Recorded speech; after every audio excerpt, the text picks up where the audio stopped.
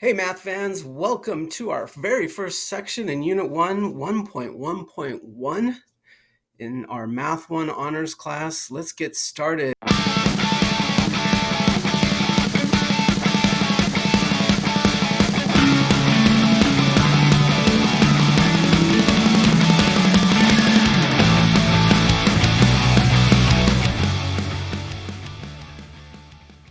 This is example 1 from your workbook. Also, these resources can be found online. Let's take a look at this problem.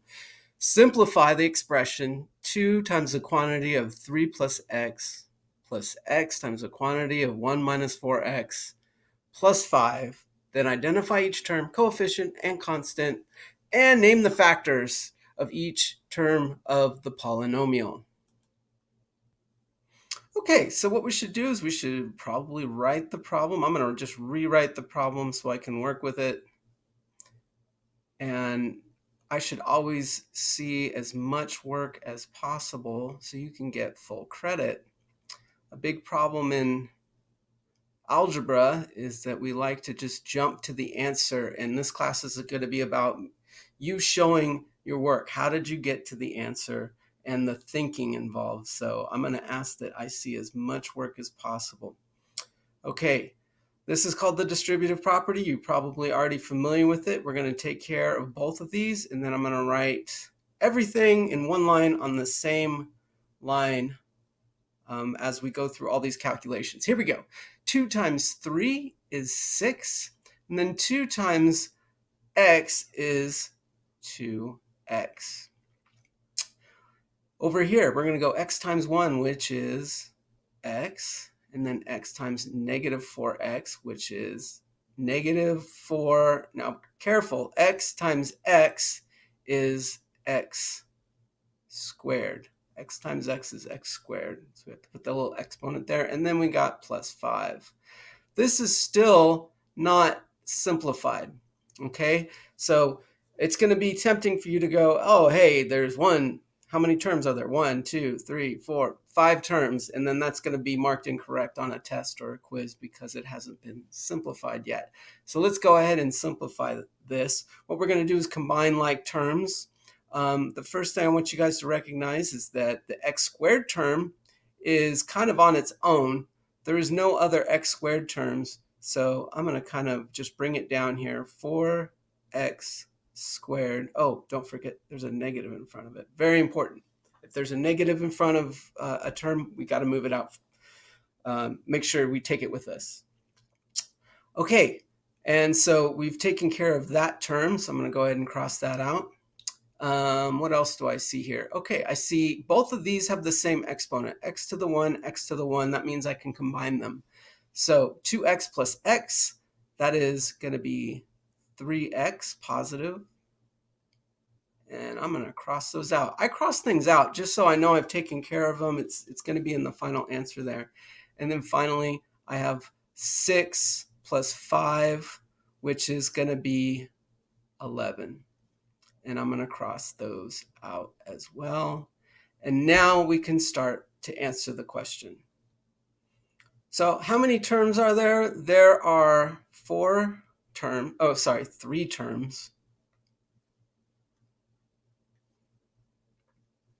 There are 3 terms.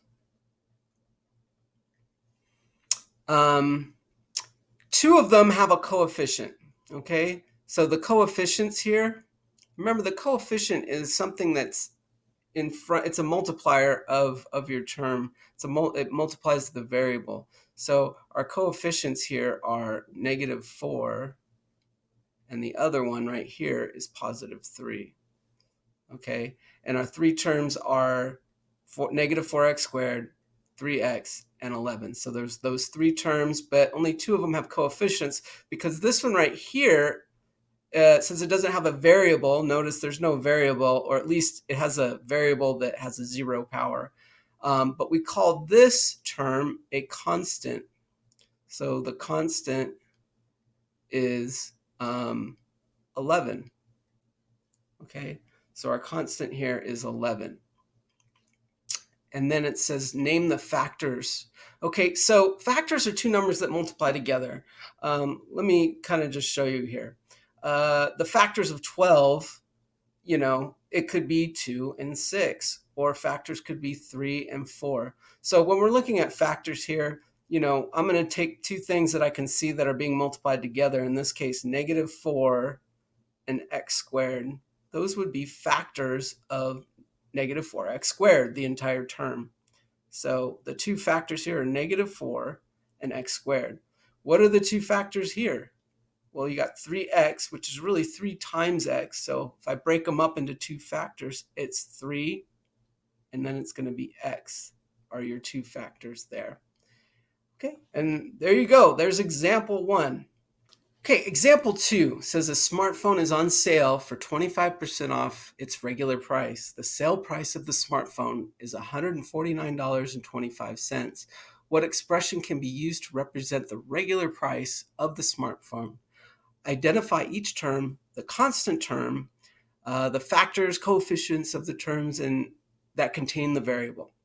Okay, so the big thing I want you guys to realize, the big picture here is what I want you to understand is that you can always have something that is, it'll retail, and retail means it's the full price.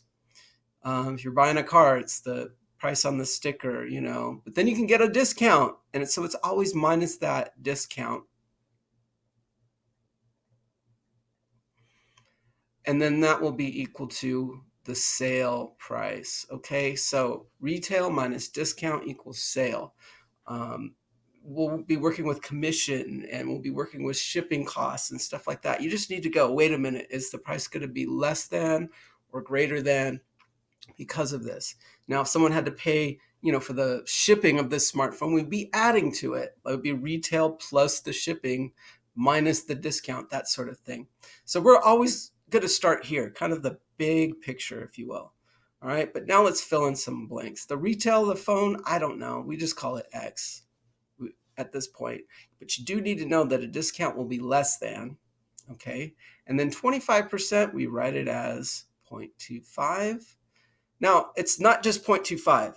That is 25%, but as it's written right here, 0.25, because we're working with dollars, like pretend that the phone was $100, you would be just subtracting a quarter, okay, 25 cents. Okay, we want to say 0.25 times the price of the phone. So if it was $100, we'd be subtracting 0.25 times that $100. Okay, and then that will be equal to the sale price, which the problem said it is $149.25. Okay, so $149.25. And the question says, what expression can be used to represent the regular price of the smartphone? Well, there's the regular price right there, so we just need to solve for that. So how do we solve? We isolate what we're looking for. So in this case, we're going to be adding 0.25x to each side because we're just trying to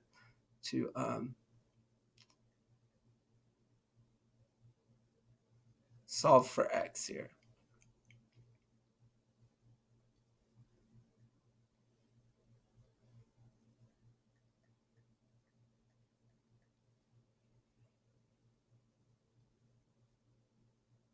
So my final answer is x is equal to 149.25 plus 0.25x. I mean, this would be your expression right there. Okay, identify each term, the constant term, and the factors and the coefficient. Okay, so right here, if we were just looking at this, there's two terms. Okay, what are the two terms? Well, we got a constant here. And then we also have another term here that happens to have 0.25 is the coefficient. And if you multiply it by x, 0.25 and x would both be the factors. Okay, so you can always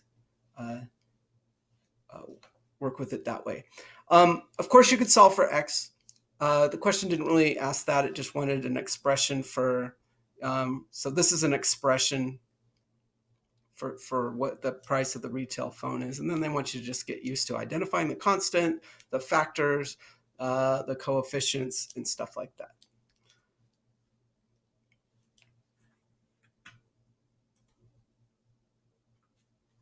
Example 3, Helen purchased 3 books from an online bookstore and received a 20% discount on her total order. Each book cost the same amount. The shipping cost was $10 and it was not discounted. Write an expression that can be used to represent the total amount Helen paid for the 3 books plus shipping cost. Simplify the expression, then identify each term, constant, and the factors, the coefficients of the terms that contain the variable. Okay, so let's do big picture stuff first. So big picture is she purchased 3 books and we have no idea how much these books cost. So there's the 3 books. Okay, this is big picture stuff. I like doing big picture. You got your 3 books. They were $10 each. It's 3 times 10, it's $30, right? And received a 20% discount. So minus, now 20% is 0.2 of the 3 books, right? Again, I'm not putting the variables in yet. We'll get there. So big picture stuff. So this is my discount. This is the retail. This is the discount. My penmanship is not very good. Now, and then it says there was a shipping cost plus $10 shipping. Okay, so here's shipping. And the big deal with shipping is that's going to add to your total. That's going to add to your total. Okay, it's not like a discount. It's, it's a cost that'll be on top of it. This is the big picture. Let's actually get into the variables. We don't know the price of each book, so we're going to call it X. But we do know that there's 3 of them. So there you go, 3X minus, here comes the discount, 0.2. If I left it as 0.2, that would be minus 20 cents. That's not what the problem says. It's 20% on her total order. Okay, and the $10 was not discounted. So we're not going to include this 10 down here. So it's just the 20% of the 3 books.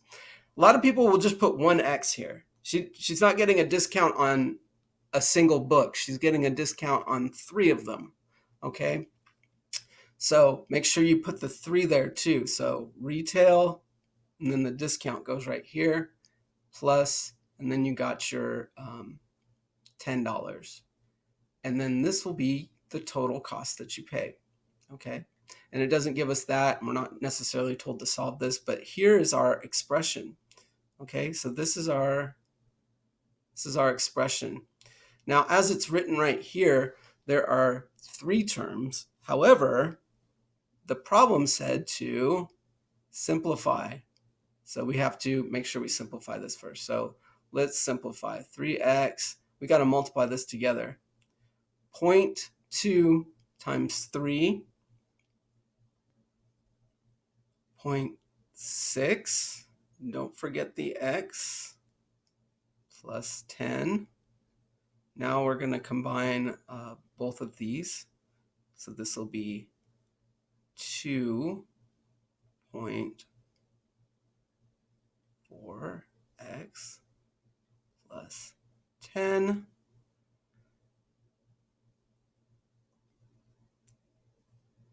And we are good to go. So there's our expression. 2.4x plus 10 would represent the total cost that should be paying for these 3 books. How many terms? There are 2 terms. One of the terms is a constant. Notice it does not have a variable next to it. So there is your constant. And then this has factors 2.4 and x. Those would be your factors. 2.4